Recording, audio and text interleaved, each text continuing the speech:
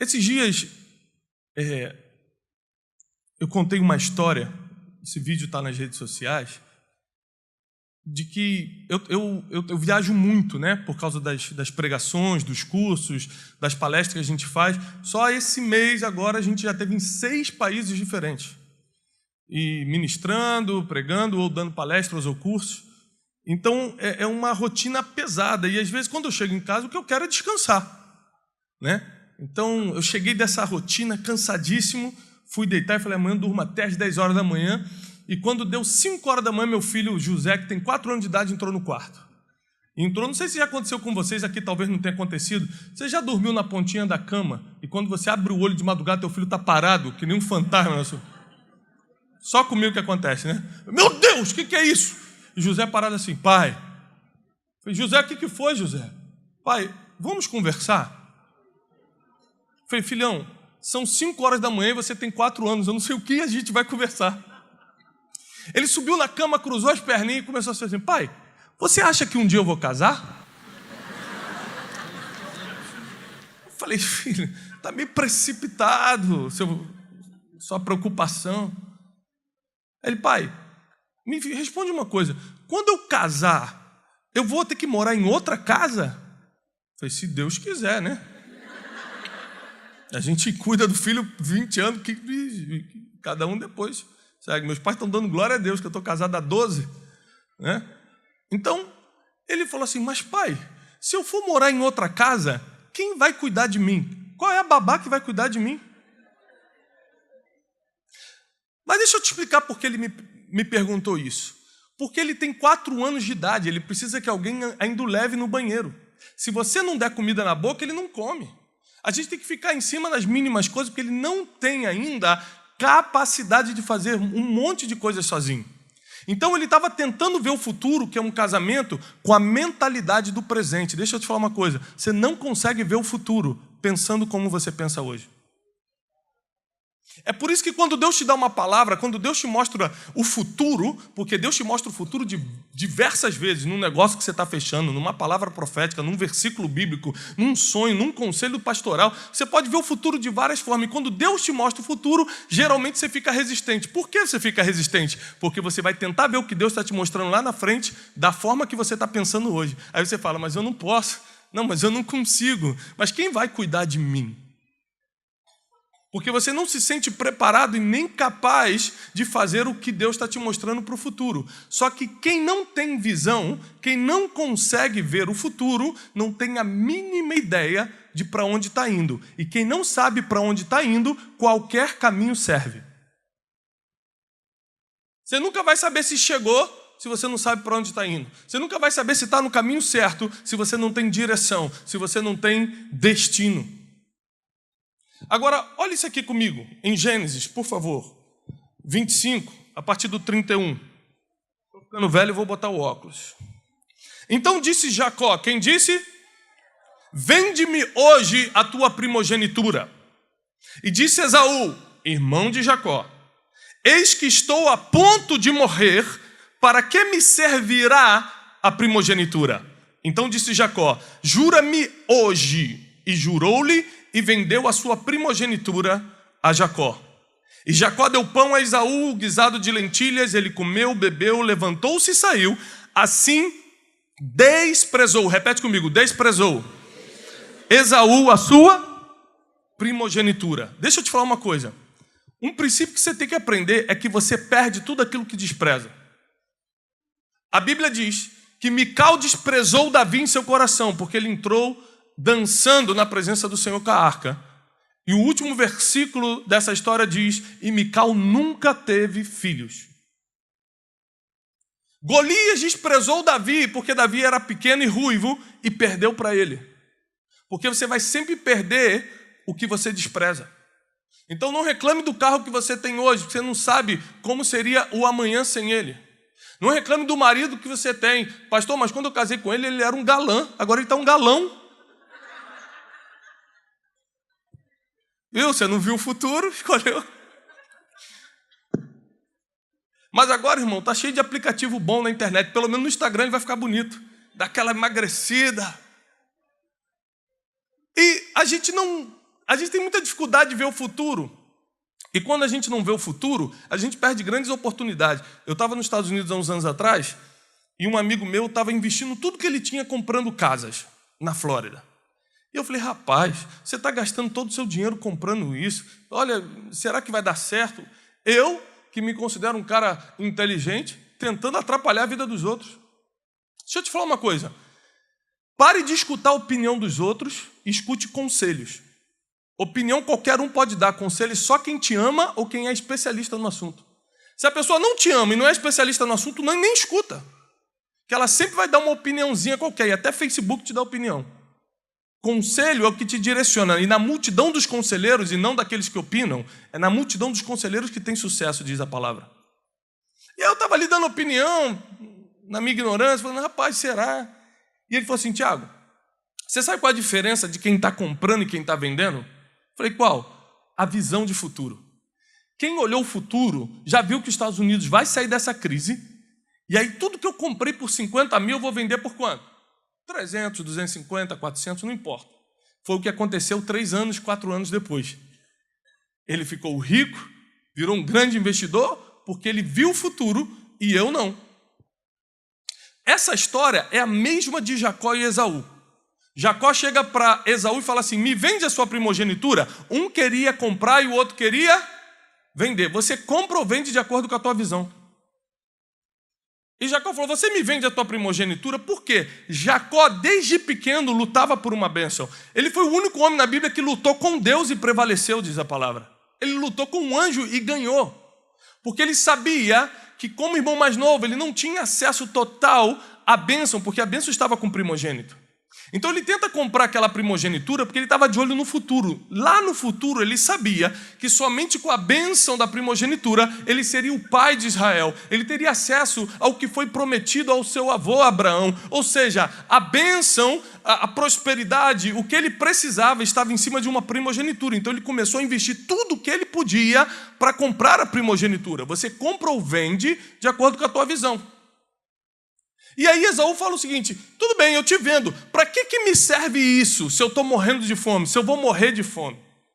Posso te fazer uma pergunta? Quem aqui já ficou uma refeição sem comer?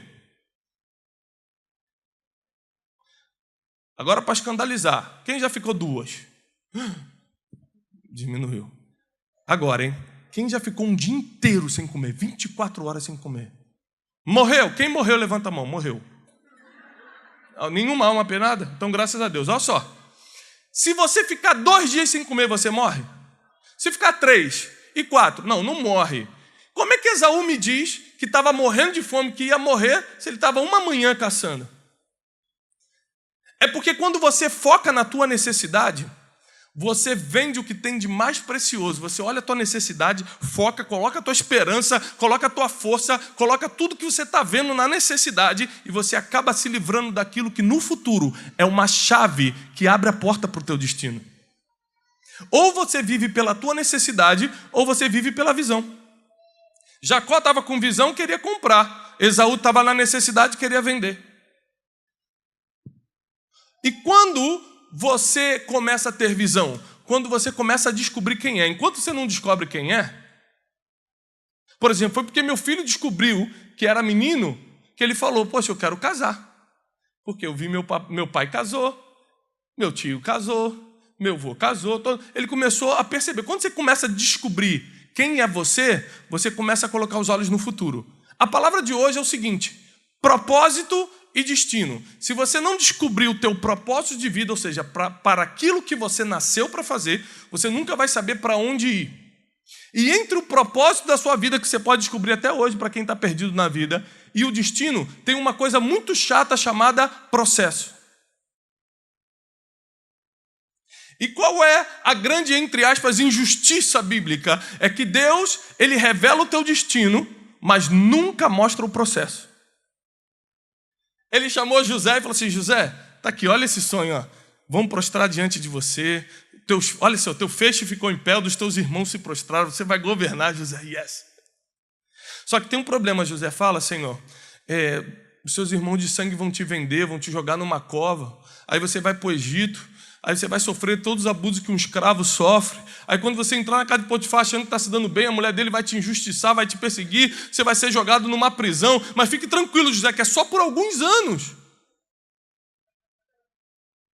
Quem aceitaria o destino se o processo fosse revelado? Ninguém. Porque ninguém quer passar pelo que José passou, porque todas as pessoas tiveram que passar para ter o que tem hoje. Por isso que Deus aponta o futuro. Então, entre o propósito, a descoberta do propósito, que a gente fala no capítulo 1 desse livro, o primeiro capítulo chama-se Quem é você? Qual o teu propósito? Eu chamo de ICP, uma ideia central permanente. Você precisa descobrir hoje a ideia central que rege a tua vida, senão você não vai conseguir colocar os olhos no futuro. Você vai ficar vivendo um dia após o outro, vai ficar se lamentando pelas dores, vai ficar parando diante de qualquer contrariedade. Tudo vai te fazer desistir, tudo te machuca. O irmão te olhou e machuca. A irmã veio mais arrumada e fala, pomba gira isso aí, sim. Porque você está sempre feridinho. Mas é lá em São Paulo que acontece essas coisas, aqui não. Está sempre feridinho, por quê? Porque você não sabe quem é você. Aí você copia os outros, tudo que os outros fazem te ofende. Deixa eu te falar uma coisa. Eu descobri minha ICP alguns anos atrás, minha ideia central permanente, o meu propósito de vida. Sabe o que eu descobri, pastor? Que eu era um treinador de pessoas. Quando todo mundo queria jogar bola quando era criança, eu queria ser o técnico. Todo mundo ia jogar FIFA só que eu jogava L-Foot. Quem jogou L-Foot? Lembra do L-Foot? O L-Foot tu era o técnico. Não tinha jogo. É o jogo de maluco, porque não tinha jogo. Você era o técnico, você armava o time e ficava esperando um resultado sem ver o jogo. Ganhei. Hã? 3-4-3. Eu jogava L-Foot. Quando eu comecei uma agência de turismo, eu queria levar as pessoas para estudar e não para passear. Todo mundo, mas eu paguei para passear. Eu falei, não, mas vamos passar na faculdade rapidinho, fazer um curso. Eu queria botar as pessoas para treinar de qualquer jeito. Então, sabe o que eu descobri? Que se fosse um time de futebol, eu seria o Tite. Eu seria o técnico, não seria o Neymar. E quando eu descubro que eu sou o Tite, eu não posso ficar afetado porque o Neymar ganha mais do que eu. Eu não posso ficar feridinho porque o Neymar aparece na televisão e eu não. Eu não posso querer fazer gol porque eu treino, não faço gol. Quando você descobre quem é você, você não tem mais inveja, competição, você não se afeta com o crescimento nem com a queda de ninguém, porque você sabe quem é e para onde está indo.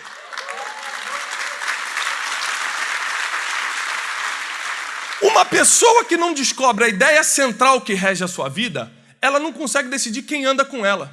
É muito fácil decidir os contratos que eu assino e os que eu não assino. Hoje eu estou numa fase da minha vida que não para de chegar contrato para assinar. É de editora, é não sei o quê. Nosso livro foi publicado em 32 países, em idiomas diferentes.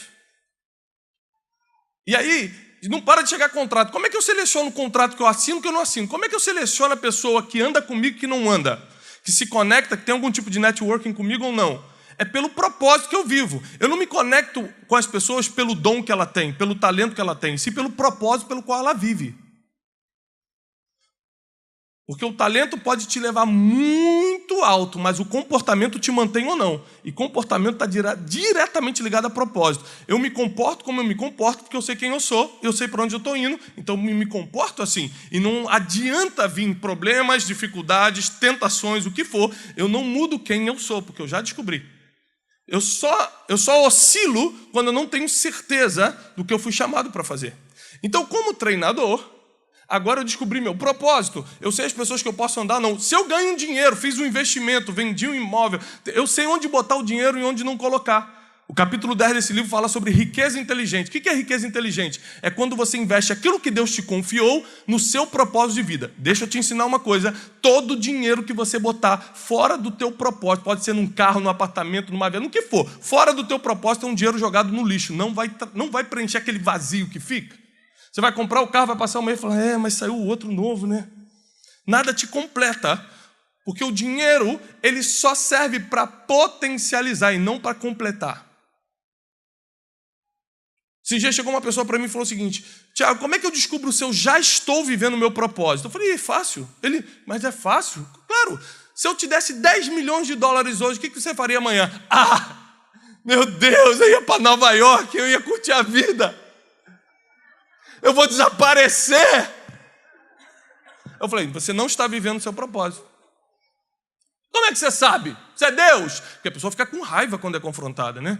Você é Deus, por acaso? Falei, não, é porque para quem tem propósito, se eu ganhar 10 milhões de dólares hoje, a minha agenda vai continuar a mesma amanhã. É claro que eu não preciso andar com o mesmo carro, talvez possa melhorar a casa, talvez mude meus filhos de escola, eu posso potencializar as coisas, mas não mudar a minha vida, porque eu já vivo o meu propósito, com dinheiro ou sem dinheiro, contigo ou sem tigo, eu vou continuar vivendo o que Deus me chamou para fazer, voltar amanhã onde eu tinha que estar, voltar sexta-feira onde eu tinha que estar, voltar com a mesma esposa, voltar com o mesmo evento, voltar com o mesmo trabalho, com a mesma equipe. Eu posso potencializar uma coisa ou outra, mas não mudar, porque eu já vivo o meu propósito. Eu não preciso que caia nada do céu, eu não preciso ganhar na loteria, eu não preciso fazer de nada para cumprir meu propósito, porque prosperidade não é ter dinheiro, é ter tudo o que você precisa para cumprir o seu destino nessa terra. E Deus está te dando isso hoje. Deus vai dar tudo o que você precisa para cumprir o teu propósito na terra. Então eu descobri meu propósito. Aí quando eu descubro minha ideia central permanente, eu começo a colocar os olhos no futuro. Eu sou um treinador de pessoas, então eu quero ter uma universidade, eu quero ter um instituto, eu quero fazer isso. Eu começo a pensar um monte de coisa, mas entre o propósito que está aqui e o destino que está aqui, tem um processo. O processo trabalha com tempos. Repete comigo, tempos. Se tem uma coisa difícil de se lidar nessa vida é com o tempo certo. Uma coisa, grave isso, uma coisa poderosa fora do tempo se torna uma coisa perigosa. Veja comigo a história de Jesus. Quando ele foi levado pelo Espírito ao deserto por 40 dias, o diabo se aproxima dele e começa a tentá-lo. Uma das tentações ele leva a Jesus num alto monte, mostra os reinos do mundo, as nações do mundo e fala o seguinte: tudo isso te darei se prostrado me adorares. O que ele ia dar? As nações do mundo. Deixa eu fazer uma pergunta para você que é inteligente. Quem é o rei das nações? Muito bem, a escola dominical está funcionando. Jesus.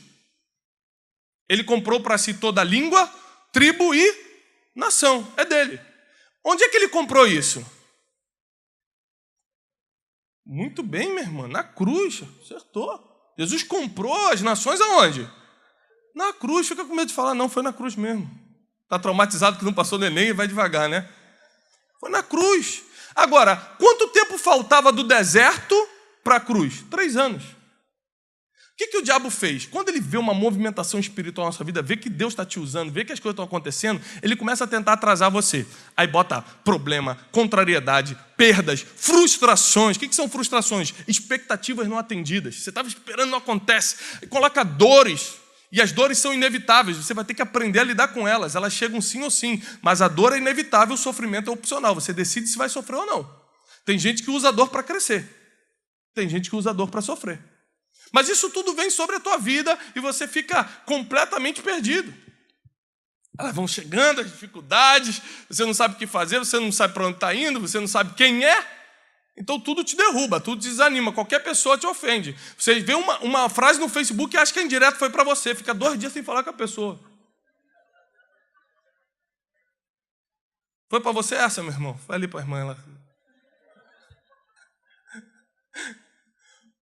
Porque essa é a grande dificuldade, quando você não sabe quem é. Quando você não sabe para onde está indo. Quando você não sabe viver o processo. E aí Jesus... Presta atenção, Jesus, ele comprou para si a toda a tribo, língua e nação na cruz. Faltavam 3 anos para a cruz. Quando o diabo não consegue te atrasar com os problemas, com as dificuldades, ele vê que não vai ter jeito contra você, ele para de tentar te atrasar e começa a adiantar as coisas. Porque ele só quer que você faça as coisas fora do tempo, não importa se são coisas boas ou ruins, se for fora do tempo vai dar errado. Então ele fala, qual é o propósito mesmo? É comprar as nações. Pega as nações e entrega antes. Quantas coisas vêm antes do tempo e a gente pega? A Bíblia diz, a herança tomada antes do tempo vem a ser maldição. Provérbios. Tudo que você pega antes do tempo, fora do tempo, é maldição. E qual é o problema do processo? É que no processo você tem muitos atalhos. No processo você quer aquele escape. Quando você está passando pelos processos da vida, o melhor processo que existe, o melhor treinamento que existe é a tua rotina. Davi foi treinado na sua rotina, cuidando de ovelhas. Jesus foi treinado na carpintaria em Nazaré. Os grandes homens e mulheres foram treinados na rotina. Você não precisa sair daqui para ser treinado na escola fantástica espiritual mundial para ser alguém, porque na sua rotina você já tem sido treinado. Deus já está vendo quem é você e quem não é você. O que você faz e o que você não faz. O que as pessoas sabem de você é apenas a sua reputação. Mas o que importa mesmo para Deus é a integridade. é aquilo que você faz quando ninguém está te olhando. E essa é a grande diferença. Reputação é o que pensam de você, a integridade é o que você faz quando ninguém está te olhando. E aí, nesse processo, a tua integridade é testada, a tua paciência é testada. Quando você pede paciência a Deus, você acha que Deus vai estalar o dedo e te dar paciência ou vai te dar várias oportunidades contrárias para você ter paciência? Bota a sogra para se mudar para tua casa, já começa assim, já começa a pegar pesado. Aí, pegou. Nem sabia a tua história, viu? Não sou nem profeta e acertei. Porque tem o seguinte, o inimigo, ele é acusador porque ele só te vê no passado, né? Por isso que ele é acusador, ele sabe onde você pode cair e onde não pode, qual é a tua fraqueza. E o diabo ele tem vários nomes, né? Ele chama de diabo, Satanás, vermelhinho, chifrudinho, Beuzebu, flamenguista, ele tem vários nomes. Dizem. O pastor é flamenguista, muda. É vascaíno, pastor. É vascaíno. É palmeirense, por lá de São Paulo, para não dar problema. Não, tá brincando. O diabo é botafoguense. Porque ninguém é Botafogo, ninguém reclama. Então toda a estratégia dele é a mesma. Ele vê onde você caiu no passado e fica tentando dar reincidência. O processo é difícil por causa disso. Mas no processo você adquire algo que somente a sabedoria pode te dar, maturidade. É no processo que você fica maduro. É por isso que o futuro chega atrasado para quem não amadurece no processo. Por que as dificuldades da vida vêm? Por que às vezes está tão difícil para você? Porque às vezes é problema em casa, problema financeiro e problema, irmão. Não sei se você já percebeu isso. Nunca vem sozinho. Se tem uma coisa que vem em grupo é problema. Quebrou o carro, já quebra a geladeira, o marido já fala que vai sair de casa. É tudo junto. A igreja fica cheia naquela semana dos problemas, né? Jesus, dá um jeito na minha vida. Mas o processo é o que nos amadurece. Porque o alvo da sabedoria é a maturidade. Por isso que Deus fala que em Provérbios 4, versículo 7 diz que sobre todas as coisas busca a sabedoria, pois a sabedoria é a coisa principal. E a sabedoria ela existe para provocar maturidade na tua vida. Para você saber quando calar a boca e quando falar. Para você não agir debaixo de impulsos emocionais. Quem não governa a si mesmo não pode governar mais nada. Quando você está nervoso, a maioria das suas decisões é quando você está emocionado. Seja feliz, estou feliz, vou lá no Barra Shop, estouro o cartão de crédito, depois falo, diabo, você me enganou. O diabo não tem nada a ver com isso, você foi lá e gastou. Ou quando você está triste, você vai tomar decisões precipitadas, você erra. Deixa eu te ensinar uma coisa, emoções são passageiras, decisões são permanentes. Debaixo de uma emoção que vai durar 3 minutos, você toma uma decisão que muda todo o seu destino. Qual o problema do processo? Que é no processo que você toma decisões. E as decisões mudam o seu destino. O seu destino não é traçado pelas orações de domingo, é pelas decisões de segunda-feira. Porque aquilo que você recebeu no domingo, chega a segunda, você faz uma coisa que cancela tudo que você recebeu. Aí você está caminhando agora rumo ao futuro. Primeiro descobre o propósito, ICP, a sua ideia central permanente. Você vai entender melhor isso no livro. Esse livro, a gente viajou mais de 40 países. Eu entrevistei mais de 100 líderes mundiais para chegar às conclusões desses 12 capítulos. Tem nada de místico em 12 dias. É 12 dias porque são 12 capítulos. Se fosse 8 capítulos, seriam 8 dias.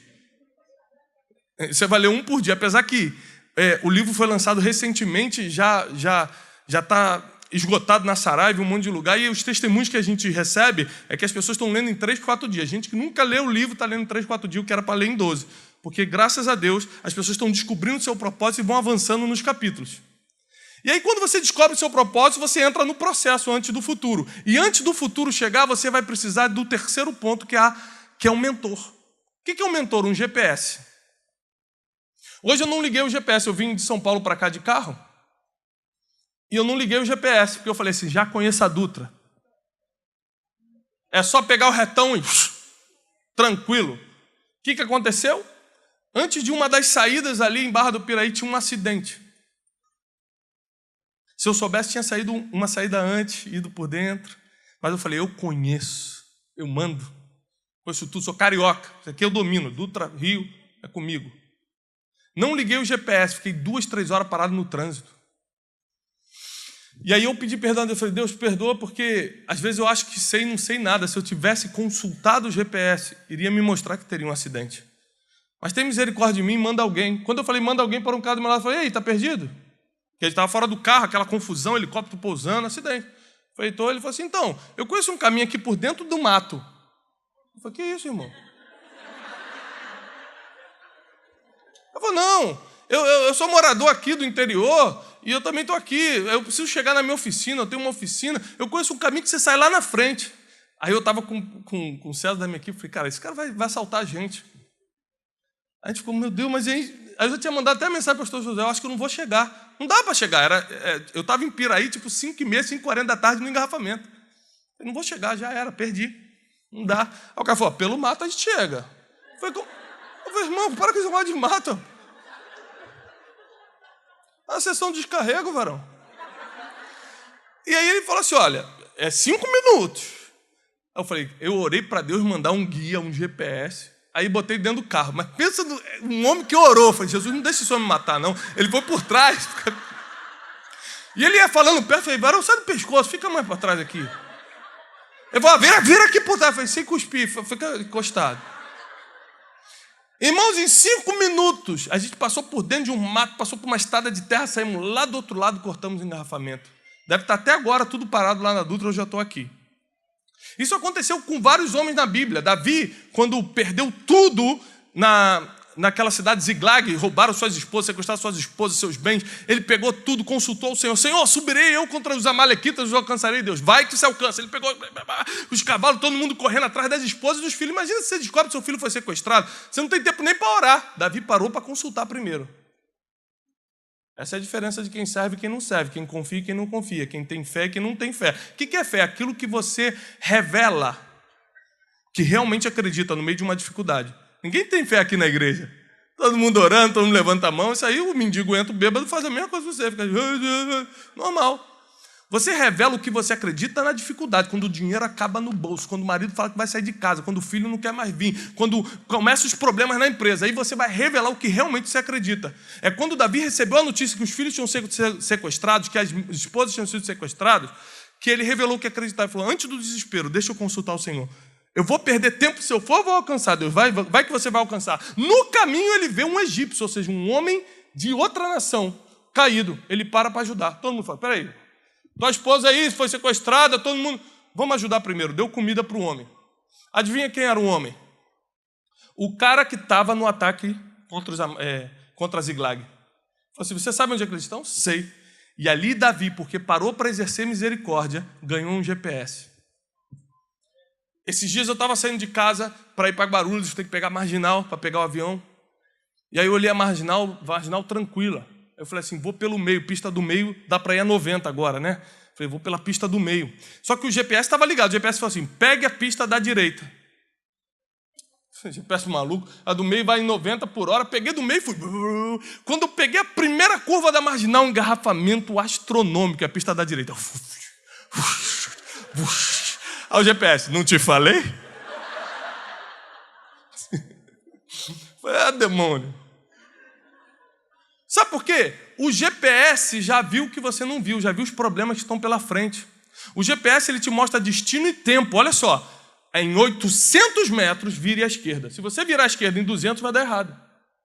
Ele te dá tempo e destino. O que é um mentor? Alguém que já chegou onde você ainda vai chegar. Alguém que conhece o tempo e o caminho até o destino. E eu pago um preço para ter mentores. Pastor Cachiluna, outros que eu tenho o privilégio de ter me mentoreando. Doutor Augusto Cury. Foi meu orientador de tese, prefaciou meu primeiro livro. Você acha como é que é para chegar num homem desse? Como é que é para ter um homem desse como mentor, como orientador? Não é fácil, sabe por quê? Sabe o que eu descobri? Os mentores não comem onde você come, não moram onde você mora, não vivem como você vive. Eles têm outra vida. Você vai ter que largar o que você está fazendo e correr atrás deles. Quantas vezes eu liguei para a secretária e falei assim, onde é que ele vai estar sexta-feira? Ele vai estar num voo para o Texas. Qual voo? Eu pegava o mesmo voo, não tinha nada para fazer em Dallas. Só para ir do lado, ganhava 10 horas de mentoria grátis. Ficava, mas como é que o senhor faz isso? Como é que você faz aquilo? Aí esses gente me perguntaram, rapaz, você anda com tanta gente importante, como é que você nunca vejo uma selfie no seu Instagram? Falei, é porque quem tem propósito gasta tempo fazendo pergunta e não tirando selfie.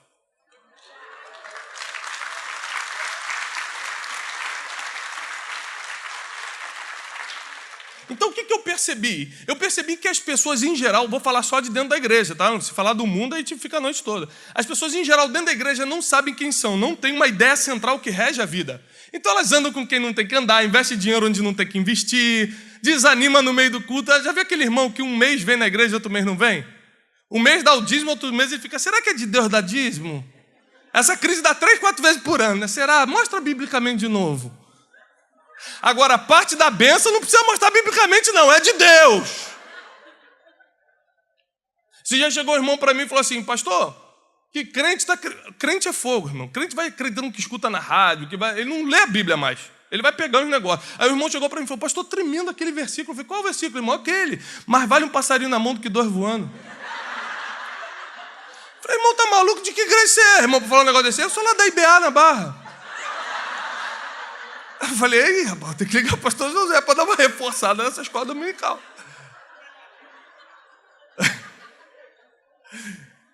Não, mas eu estou falando isso porque um dia um irmão chegou para mim e falou assim, Tiago, aquele versículo é muito bom, né? Que a gente vai comer o melhor da terra. Eu falei, não é isso que diz, não. Não, é isso sim, eu li. Nós vamos comer o melhor da terra. Não, fala assim, ó. Se, vírgula, me ouvirdes e obedecerdes, vírgula, comereis o melhor da terra. Vou te ensinar mais uma coisa. Em toda promessa bíblica tem uma instrução primeiro. E só quando você cumpre a instrução bíblica, você vai ter acesso à promessa. Então o crente ele bota o olho na promessa e fala, vai se cumprir. Não. Primeiro escuta a instrução e cumpre a instrução. Antes de Deus falar para Abraão que ele ia ser pai de nações, que a descendência seria como estrela do céu, que reis iriam proceder dele, está lá em Gênesis 12. Primeiro ele falou assim, ó, sai da tua terra. Primeiro vem a instrução. Aí quando ele cumpriu a instrução, veio a promessa. E essa instrução, ela vem quando você está no processo, entre o propósito e o destino. A promessa é quando você está alcançando a parada final, o destino. Aí Deus abre as portas, as coisas começam a acontecer. E agora que você chegou aqui, você começa a usar o que Deus te deu para ajudar outros. Deixa eu te falar uma coisa, muita coisa você não recebeu, porque o que você está pedindo, o que você está sonhando tem a ver contigo mesmo. Deus não trabalha com individualidade, Ele trabalha com gerações. Se a bênção que você está pedindo para Deus te dar, se o teu milagre chegar hoje, vai abençoar muita gente, Ele te dá hoje mesmo. Se é só para você, você está na fila, porque tem muita gente pedindo só para você, só para a pessoa mesmo. Chegou um tempo da gente até mudar a oração, mudar até a forma como a gente fala com Deus. Isso a gente aprende onde? No processo. Deus vai colocando pessoas no caminho e mentores. Vocês têm aqui um cara fantástico, que é o pastor Josué. Eu escuto os vídeos dele para aprender, estou sempre buscando. Por quê? Tem gente que tem um privilégio de estar do lado de fenômenos e perde tempo vendo novela. Não aqui. Mas sabe qual a diferença do rico e do pobre? São 2 diferenças só. Conhecimento e tempo. Só tem essas 2 diferenças. Dinheiro não é uma diferença do rico e do pobre. Você conhece alguém que nasceu rico e morreu pobre? Ninguém conhece. Poxa, tem tanto. Jorginho Guilherme. Você conhece alguém que nasceu rico e morreu pobre? Conhece. Você conhece alguém que nasceu pobre e morreu rico? Também conhece. Logo, o dinheiro não é a diferença. A diferença primeiro é o conhecimento. Por exemplo, se você pegar um rico, dá uma surra nele, sequestra todos os bens nele, tira tudo que ele tem, pendura ele pelado de cabeça para baixo lá no interior. Daqui a 1 ano ele está rico de novo. Porque o dinheiro não estava no bolso, está aqui. Ele sabe que fornecedor procurar, onde vai procurar os recursos, como vai fazer o melhor produto para levantar rápido. A riqueza está aqui, ó. Agora pega 1 milhão, dá para o pobre e bota para ele morar aqui na praia. 1 ano depois ele está miserável, irmão. Está mais do que pobre, porque ele vai gastar tudo, vai destruir o apartamento e vai fazer dívida que não vai poder pagar no futuro. Porque não é o dinheiro no bolso, é a mentalidade. E outra coisa, outra diferença é o tempo. Porque a nova Lamborghini, quem já viu que saiu a nova Lamborghini? Inclusive eu estou aberto para oferta. A nova Lamborghini saiu e não passou um comercial na televisão. Por quê? Porque quem compra Lamborghini não tem tempo para ver televisão. Agora, o que você vê na televisão? Casas Bahia, 86 parcelas, compra isso aqui. Opa, que maravilha esse comercial.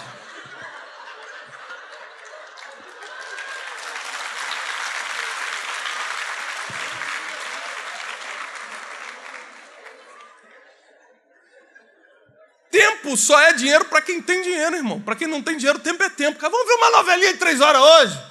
O cara acabou de ver a novela, vale a pena ver de novo. Eu vou dar uma assistida de novo. Boa, essa foi boa. tem tempo, sobrando à vontade. Ou seja, o tempo sobrando é falta de propósito. A gente fala, rapaz, você viaja muito, deve ser muito chato ficar em embarque, check-in. Eu falei, primeiro, eu nunca estou de bobeira e eu nunca acho nada chato. Porque na fila do check-in eu estou lendo um livro, no embarque eu estou vendo uma palestra no iPad, eu estou sempre vendo, eu estou produzindo. Você nunca vai ver, está de bobeira? Isso não existe para quem tem propósito. Eu estou de olho no futuro. E por que eu não me perco no processo? Porque nessas dificuldades do dia a dia, porque eu tenho muito problema, muita dificuldade como qualquer um, por que eu não me perco no processo? Porque eu tenho mentores. Tenho meus pais, tenho meus pastores, tenho um mentor financeiro, tenho um mentor emocional, tenho pessoas que me ajudam nessa caminhada. É por isso que eu estou indo mais rápido e mais longe. Senão você fica perdido nos processos da vida. Descubra teu propósito, entenda o processo e escolha um mentor ou mentores. Isso são passos bíblicos que vão te fazer chegar onde você nunca sonhou em chegar. Você vai conseguir alcançar o destino que Deus tem separado para você. Você não vai se perder no meio das dificuldades, no meio das aflições da vida. E posso te falar uma coisa? Quem aqui está com um problema hoje? Está com um problema hoje? Hoje eu estou com um problema. Levanta a mão. Olha quantas pessoas. Posso te dar uma notícia? Quando esse problema terminar, vai chegar outro. Você sabia disso, não? Pode dar intervalo de 3 meses. Hoje eu falei de manhã assim para minha esposa. Amor, tá tudo muito tranquilo, né? Parece que vai vir uma tragédia, porque quando fica tudo muito tranquilo...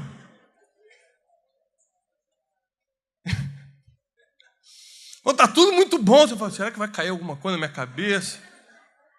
Porque problema é uma coisa que não para. Por quê? Porque a Bíblia fala, no mundo tereis aflições, mas tem de bom ânimo, eu já venci o mundo. Ele já venceu o que você ainda vai passar, o que você ainda vai lutar. Ele já te viu no futuro. Sabe o que é orar? É consultar quem já viu o teu futuro. Como é que você toma a decisão sem orar?